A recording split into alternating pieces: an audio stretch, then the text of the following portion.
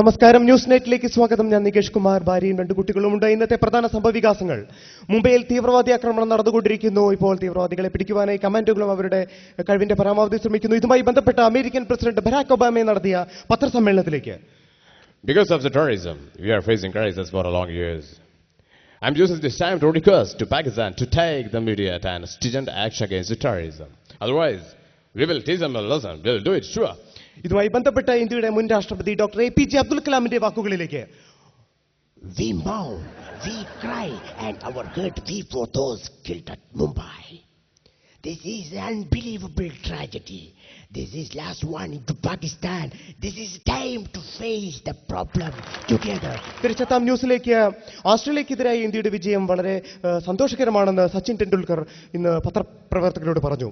The ground and the ball was very favorable and we had the best combination and I think the pitch was not supporting to us, but I could bat well. So one thing we are sure we'll get a good progress after the next series. Thank you. നമുക്ക് തിരിച്ചെത്താം ന്യൂസിലേക്ക്. കേരളത്തിലും ഇന്ത്യയിലും പല ഭാഗങ്ങളിലുമായി ഇപ്പോൾ ബോംബുകൾ പൊട്ടിക്കൊണ്ടിരിക്കുകയാണ്.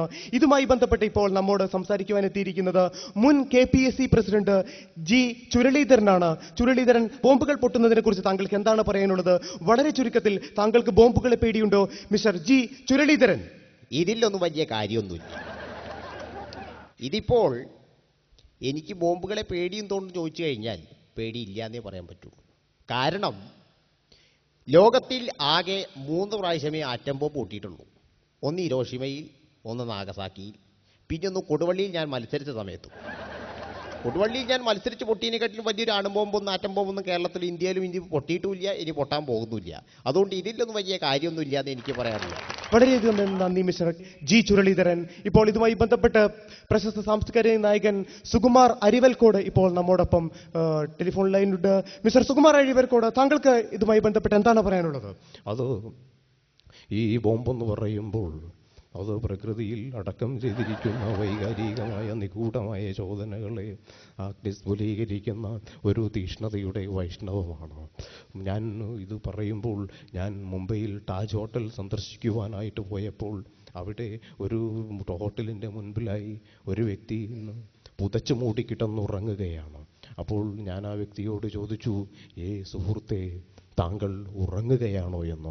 അപ്പോൾ അദ്ദേഹം പറയുകയാണ്, ഞാൻ ഉറങ്ങുകയല്ല, ഞാനൊരു തീവ്രവാദിയുടെ വെടിയേറ്റ് മരിച്ചു കിടക്കുകയാണെന്നാണ് അദ്ദേഹം പറഞ്ഞിരിക്കുന്നത്. ഇത് വളരെ വേദനാജനകമാണ്.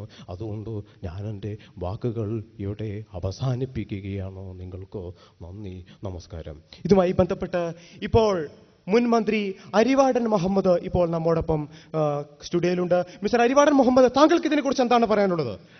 അങ്ങനെയൊന്നും ചെയ്യാൻ പാടില്ല മക്കളെ.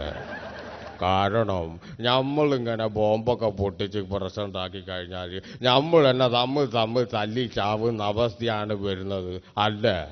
അല്ലേ എങ്ങനെ പറയും?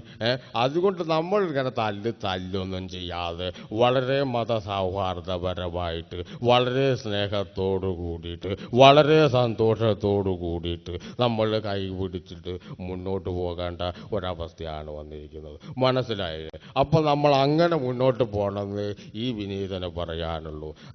അത്രയേ ഉള്ളൂ. ഇതുമായി ബന്ധപ്പെട്ട് രാജഗോപാലൻ ഇപ്പോൾ നമ്മോടൊപ്പം ടെലിഫോൺ ലൈനിലുണ്ട്. മിസ്റ്റർ രാജഗോപാലൻ, താങ്കൾക്ക് ഇതിനെക്കുറിച്ച് എന്താണ് പറയാനുള്ളത്? അത് CJPയുടെ ഒരു മുതിർന്ന നേതാവ് എന്ന രീതിയിൽ പറയുമ്പോൾ ഭാരതത്തിൽ ഇപ്പോൾ നടന്നുകൊണ്ടിരിക്കുന്ന ഈ തീവ്രവാദി ആക്രമണത്തിനൊക്കെ ചരടഴിച്ചു കൊടുക്കുന്നത് പാകിസ്ഥാനാണ് എന്നുള്ള കാര്യത്തിൽ യാതൊരു സംശയവുമില്ല. അതിന് നമ്മൾ ഇന്ത്യക്കാരായ എല്ലാ ഭാരതീയരും ഒരുമിച്ച് പ്രവർത്തിക്കണം എന്ന് പറയാൻ ഞാൻ ഈ അവസരം ഉപയോഗിക്കുകയാണ്. നിങ്ങൾക്കെല്ലാവർക്കും നന്ദി, നമസ്കാരം. ഇപ്പോൾ കിട്ടിയ വാർത്ത: കോഴിക്കോട് കുതിരവട്ടം പ്രാന്താശുപത്രിയിൽ നിന്നും കാണാതായ 15ഓളം യുവതിയുവാക്കളെ തിരുവനന്തപുരത്ത് കിരൺ TVയിൽ നിന്ന് പിടികൂടി. ഇതിൽ 6 പേർ ആണോ പെണ്ണോ എന്ന് തിരിച്ചറിയാൻ പറ്റാത്ത അവസ്ഥയിലുള്ളവരാണ്. Welcome, Kaun Banega Crorepati 2006 to discuss our famous Bollywood superstar, Mr. Shah Rukh Khan.